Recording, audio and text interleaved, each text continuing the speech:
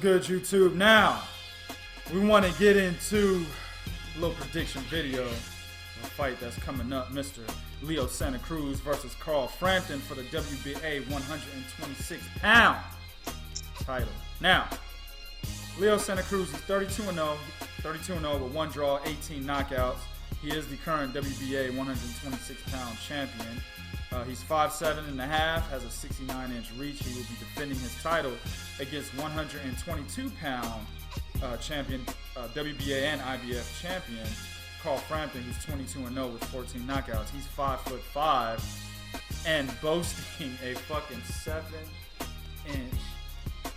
7-inch reach disc advantage at 62 inches. Now, man, oh man, oh man. Bro, yeah.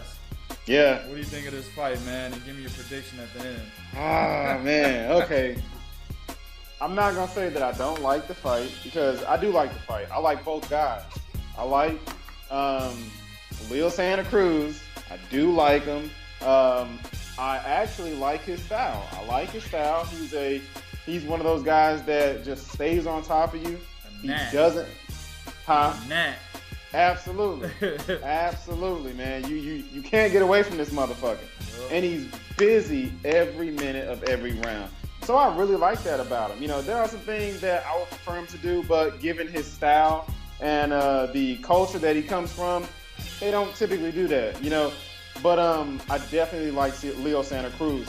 Now, Carl Frampton, I'm a fan of Carl Frampton. I really like Carl Frampton. I love the way he fights. You know, he's got good footwork, lets his hands go, throws real crisp, accurate shots, uses the ring to his advantage. You know, he's one of those guys that makes his height and his reach work for him when he's in there going against guys. Mm-hmm. So I really like Carl Frampton, and that's why I really like this fight, because it's a contrast of two totally different styles. Yep. You know, you've got the guy that swarms you and just throws kind of like a little margarito. You know, he just keeps coming at you, you know. And you got this other guy in Carl Frampton that is kind of like, I'm not going to liken him to Cotto, but he moves around. You know, he uses his feet, you know what I mean, gets off real crisp shots, tries to turn you. That's what I like when I'm watching a Carl Frampton. Mm-hmm. But in this fight, Carl, why did you do it to yourself, man? I mean, hey, bro, this is the type of shit they do when they duck Rigo, man. They Absolutely. make dumbass decisions. Absolutely. Let me tell you, it probably would have been better for him. I want to say for him to fight Rigo. Tread lightly, B. Tread lightly. Yeah, but I think it's an ass whooping either way. Yeah. I mean, this is the thing, man. He's not gonna beat Leo Santa Cruz. I mean, he's just not gonna beat him. Santa Cruz is too big. He's too long. And I believe we talked about this before the fight. And you mentioned it earlier. Carl Frampton is coming up. He's coming up against a guy that takes a pretty good fucking punch. You know, you're the smaller guy hitting this bigger dude that takes a good punch, that keeps coming at you. The only way I see Leo Santa Cruz having problems is if he turns into a completely different fighter that night. You know? So I'm pretty sure everybody can understand where I'm going with my prediction. Leo Santa Cruz will probably stop Carl Frampton. Absolutely. Right.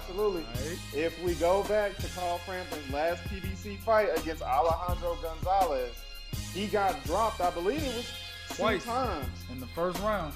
Absolutely. Now, I'll give him mad props, man. His resolve was incredible. He picked himself up off the canvas, did not get discouraged, went back to his game plan, switched a couple things up, and ended up winning that fight. That was beautiful, and that's why I love boxing. And that's why I love guys like Carl Frampton who never get discouraged no matter just what you do to him. Yep. You know, a lot of people don't understand, but, being dropped is a big deal, man. Mm-hmm. You know, especially if a guy drops you more than once in a round. you know, and a lot of times your mind tends to, you know, take you to different places. You know, you probably don't got your ring legs, you know? So the fact that he was able to do that, man, it really, you know, I really gained a lot of respect for him. But in this fight against Santa Cruz, I just don't see it happening. Because if Santa Cruz drops him, he's going to jump on top of him. He's going to stay on his ass. Yeah. He's not going to let him turn him. He's not going to let the smaller fighter do anything. And that's the thing with styles like Lil Santa Cruz. If you're naturally smaller than him and you're giving up such a big disadvantage, these guys know how to use their height, their weight, and their size to negate anything that you have strategy-wise. Right. So absolutely, man. Leo Santa Cruz, and like I said, I'm not going to be disappointed if he wins. I'm actually hoping he wins. I love Carl Frampton, but I just don't like the fact that he's pretty much in a no-win situation. Yeah. That's a good breakdown. This fight is bittersweet for me, you know. Yeah. It's a fight that I would have liked to see, you know, and I still am gonna try to watch it, you know what I'm saying? But if it didn't have the goddamn stain all over it, and the stain being this is a battle of two bitches because they fucking ducked Rigo, you know what I'm saying? If it didn't have that fucking stain on it, I would be more excited about this fight. This is a great matchup as far as either fighter wins, they will have an excellent name on their resume. Now, Carl Frampton beat a damn near boxing career long foe in Scott Quigg. Oh yeah, Scott Quigg. Right, and he beat him convincingly. What you said is key, bro. One of the things you said is key, and that is Leo Santa Cruz is going to be all over Carl Frampton. That right there is the reason why Scott Quigg lost to Carl Frampton. Carl Frampton's punch volume was very low against Scott Quigg, okay? Mm-hmm. His movement, while he did move around the ring, he still planted to get his shots off, which is one of the knocks that I had on Carl Frampton. But Scott Quigg did not let his fucking hands go. Like he's following Carl Frampton around the ring and allowing Carl Frampton to plant and tee off and then move again. You know what I'm saying? That's what that fight looked like. Against Leo Santa Cruz will have no fucking problems letting his hands go. My man averages somewhere between 90 and 100 punches per fucking round. He's gonna let his hands go. On top of that, he doesn't follow you around the ring. Okay?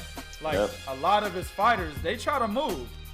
He cuts the fucking ring off. He can trap you in the corner.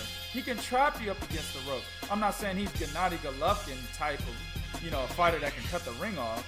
But he's able to do it against the fighters that he's been in the ring with.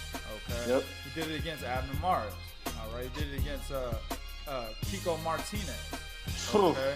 I mean, he destroyed that motherfucker. You know what I'm saying? Carl Frampton did too. Carl Frampton beat him twice, to his credit. But, the way Leo destroyed him, goddamn. But anyway, you know what I'm saying? Leo's not even a big knockout puncher. But I just think the sheer volume by itself is going to be too much for Carl Frampton.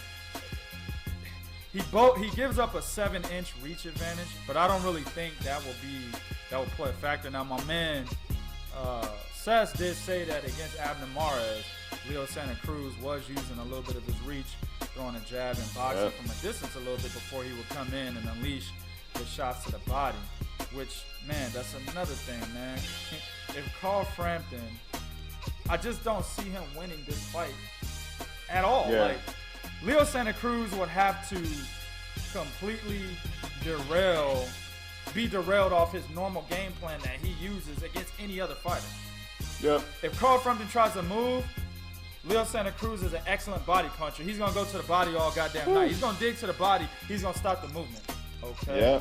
If Carl Frampton tries to stay on the outside, well, that's going to play in Leo Santa Cruz's favor. He's going to use the 7-inch reach. Remember, my man said he could box, he could throw the jab.